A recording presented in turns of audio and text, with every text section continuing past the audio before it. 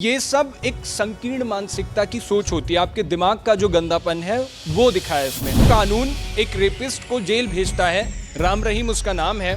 वो बार बार पैरोल पर बाहर आता है और कानून का मखौल बनाते हुए जब लोगों के सामने दिखता है तो इस तरीके के लोगों को बल मिलता है। उन्हें लगता है कि क्या ही हो पाएगा, जब राम रहीम जैसे लोग आ जा रहे हैं तो उसी कानून के हवाले से हम भी बाहर आ जाएंगे। बीजेपी कांग्रेस राजनीति होती रहेगी, कांग्रेस बीजेपी पर आरोप लगाएगी, बीजेपी कांग्रेस पर लगाएगी, सपा बीजेपी पर लगाएगी। इस तरीके से राजनीति चलती रहेगी। इस जड़ पर वार करना जरूरी है। इस जो संकीर्ण मानसिकता की सोच है, इस मानसिकता को खत्म करने की जरूरत है। दिमाग में भरी इस अश्लीलता, इस गंदेपन को खत्म करने की जरूरत है। पार्टी को भी आना चाहिए, समाज के लोगों को भी सामने आना चाहिए और उसके बाद पुलिस प्रशासन की ओर से भी कड़ी कार्रवाई होनी चाहिए, जिससे कि इस तरीके की जो अश्लीलता फैलती है लोगों के दिमाग में, वो कोई करने से पहले 50-100 बार सोचे। नमस्कार, आप देख रहे हैं भारत एक्सप्रेस और मैं हूं आपके साथ आंचल मित्तल। बीजेपी नेता मनोहर धाकड़ का एक वीडियो सोशल मीडिया पर जमकर वायरल हो रहा है। वो वीडियो जो है वो आपत्तिजनक है, जिसके बाद से नेता का मोबाइल बंद है और उस वीडियो के कारण पुलिस द्वारा उनके ऊपर एफआईआर का केस भी दर्ज कर दिया गया है और पुलिस लगातार उनकी तलाश में है। इसके अलावा बीजेपी के एक और नेता बबन सिंह, जिनका एक वीडियो सोशल मीडिया पर वायरल हुआ था 15 मई के आसपास और उनके ऊपर भी केस दर्ज किया गया था, उनका वीडियो भी अश्लील था। तो दो बीजेपी नेताओं की इस तरीके से वीडियो सोशल मीडिया पर वायरल हुई, लेकिन उसके बावजूद, हालांकि पार्टी ने उन्हें निष्कासित जरूर कर दिया, लेकिन उसके बावजूद पार्टी की तरफ से कोई आधिकारिक बयान सामने नहीं आया उनको लेकर। इसी को लेकर सवाल उठ रहा है कि आखिरकार जो वीडियो आज जो खबर सामने आई है, जिसमें मनोहर धाकड़ का वीडियो, वो भी आपत्तिजनक वीडियो सोशल मीडिया पर जमकर वायरल हो रहा है, उसके बाद भी आखिरकार बीजेपी की तरफ से कोई बयान क्यों नहीं आ रहा, इसी को लेकर आज हम बात करेंगे। इस वक्त मेरे साथ मेरे सहयोगी उज्जवल मिश्रा मौजूद है, इनसे समझेंगे कि आखिरकार ये पूरा मामला क्या है और क्या कुछ हुआ था। जी, जो वीडियो है वो वाकई में आंचल आपत्तिजनक है और उसको हम दिखा भी नहीं सकते हैं। वो इस दोयम दर्जे का वीडियो है। अब जिस तरीके से आपने भी पार्टी का जिक्र किया लगातार कि बीजेपी के नेता, मुझे नहीं लगता कि इसमें किसी पार्टी का नाम, या क्योंकि एक पार्टी में जाने से पहले आप खुद एक इंसान भी तो हो। अब इसमें आप ये भी कह सकती हैं कि किसी के घर में बहन बेटियां भी उसकी हो सकती हैं, सारी चीज़ें। मुझे लगता है कि ये सब एक संकीर्ण मानसिकता की सोच होती है। आपके दिमाग का जो गंदापन है वो दिखा है इसमें। अब ऐसे पार्टी को लेकर के आप कहोगे तो एक दफ़े फिर याद आता है, एक पार्टी के बड़े नेता हुआ करते थे, आज इस दुनिया में नहीं है। वो कहते हैं कि लड़के हैं, गलती हो जाती है, लड़कों से गलती हो जाती है। उसके बाद फिर जब इस समाज में कानून जो कानून एक रेपिस्ट को जेल भेजता है, राम रहीम उसका नाम है, वो बार बार पैरोल पर बाहर आता है और कानून का मखौल बनाते हुए जब लोगों के सामने दिखता है तो इस तरीके के लोगों को बल मिलता है। उन्हें लगता है कि क्या ही हो पाएगा, जब राम रहीम जैसे लोग आ जा रहे हैं तो उसी कानून के हवाले से हम भी बाहर आ जाएंगे।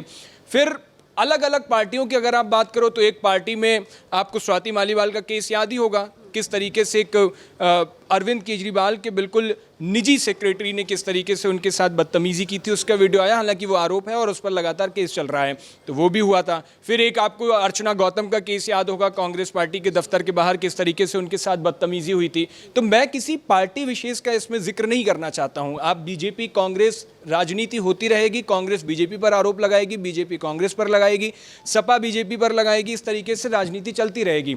लेकिन इस जड़ पर वार करना जरूरी है। इस जो संकीर्ण मानसिकता की सोच है, इस मानसिकता को खत्म करने की जरूरत है। दिमाग में भरी इस अश्लीलता, इस गंदेपन को खत्म करने की जरूरत होगी। और फिर मुझे लग रहा है कि जिस तरीके से पार्टी का रोल कहां पे होना चाहिए, पार्टी का रोल होना चाहिए जब वो ऐसे लोगों के खिलाफ, अगर अपनी पार्टी में है तो भी खुल करके सामने खड़े हो जाएं और इस तरीके के लोगों को बाहर का रास्ता दिखाएं। हालांकि पार्टी से उनको बाहर कर दिया गया है। बीजेपी कह रही है कि वो हमारा प्राथमिक सदस्य नहीं है, ऑनलाइन सदस्यता ली होगी, लेकिन वो जब पटका पहन के उसकी एक तस्वीर आती है, वो हाथ में गुलदस्ता लेकर के दिखाई दे रहा है, तो फिर ये साफ दिखता है उसकी पत्नी जिला पंचायत की सदस्य है। तो पार्टी से किनारा तो नहीं कर सकते, लेकिन पार्टी को आगे उठ करके खड़ा होना चाहिए और इस खड़ी भी है और इस दर्जे पर उसके सामने केस दर्ज कराना चाहिए। उसको पार्टी से बाहर तो कर ही दिया है। ऐसे लोगों के सामने खुल के समाज में आने की ज़रूरत है और खुलकर ये बताने की ज़रूरत है। सिर्फ ट्रोल करके, सोशल मीडिया पे आरोप प्रत्यारोप लगा करके हम इससे पल्ला नहीं झाड़ सकते। मुझे लगता है एक बार जब ऐसे लोगों पर स्ट्रिक्ट एक्शन होगा, उसके बाद आगे अगर ऐसा कोई करने की सोचता भी है तो 10 बार वो सोचेगा।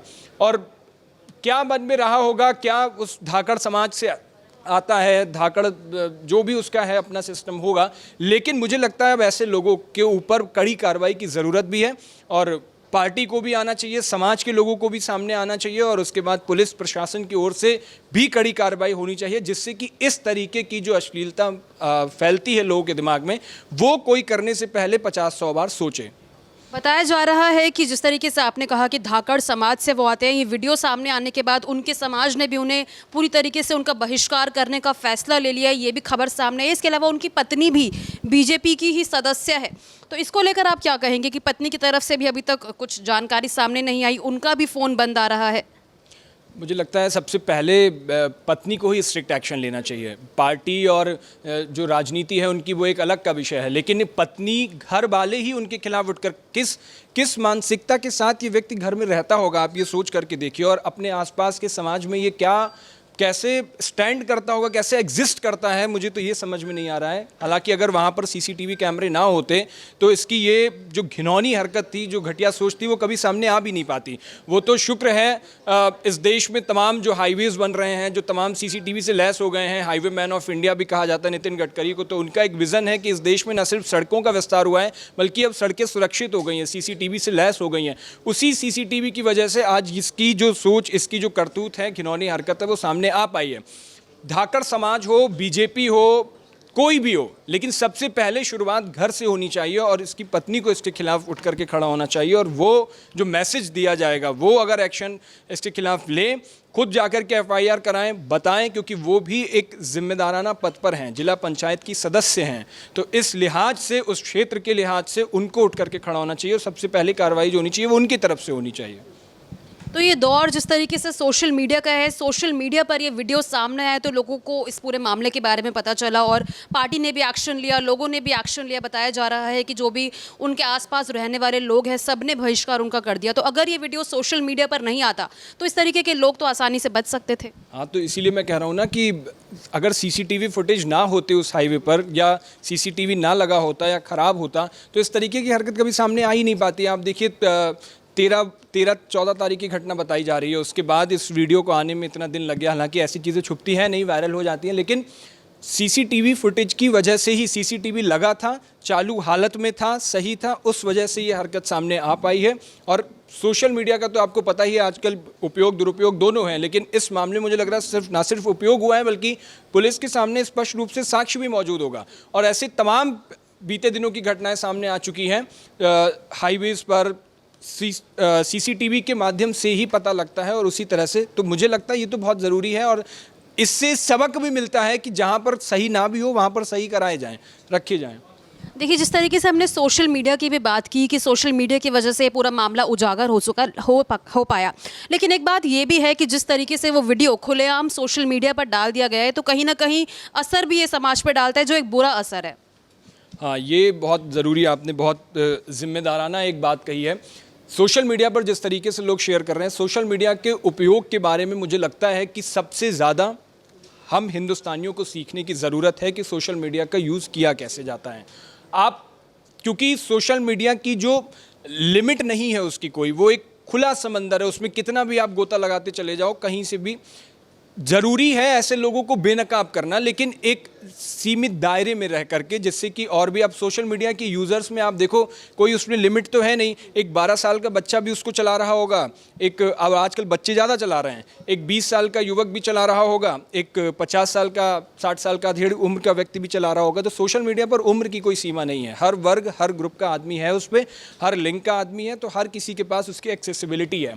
तो ये हमारी जिम्मेदारी हमें तय करनी होगी कि हम किसी चीज़ के बता रहे हैं, उसको बेनकाब कर रहे हैं, उसको ट्रोल कर रहे हैं, उसकी जानकारी पहुंचा रहे हैं, तो एक मानवीयता के आधार पर पहुंचानी है और एक जिम्मेदार तरीके से हमें लोगों के सामने रखनी है कि किसी तरीके से उस पर बुरा असर भी ना पड़े और हमें जो बात कहनी है वो हमारी बात लोगों तक पहुंच भी जाए। ये बहुत जिम्मेदारी हमें रखनी पड़ेगी। और ख़ासतौर पर जो सोशल मीडिया यूज़र्स हैं, जो वीडियो शेयर करते हैं, जो जानकारी पहुँचाते हैं लोगों तक, उनकी बड़ी जिम्मेदारी है। और मैं स्पष्ट रूप से कहता हूँ, मीडिया की भी बड़ी जिम्मेदारी है, जिसको तमाम मीडिया चैनल्स निभाते भी हैं। और ब्लर करके और तमाम तरह के जो भी हिंसा के वीडियो होते हैं, ये तो हम सब जानते हैं, डिजिटल दुनिया के लोग हैं, किस तरीके से खबरों को प्रचारित करना होता है, तो वो हम जिम्मेदारी के साथ करते हैं। लेकिन यूज़र्स की भी ये जिम्मेदारी है, सोशल मीडिया यूज़र्स की, कि वो भी इस तरीके से इसको आगे बढ़ाएं और बेनकाब करें, ट्रोल करें, बताएं, जानकारी पहुंचाएं, लेकिन उससे कहीं गलत मैसेज ना चला जाए, ये हमें देखना होगा।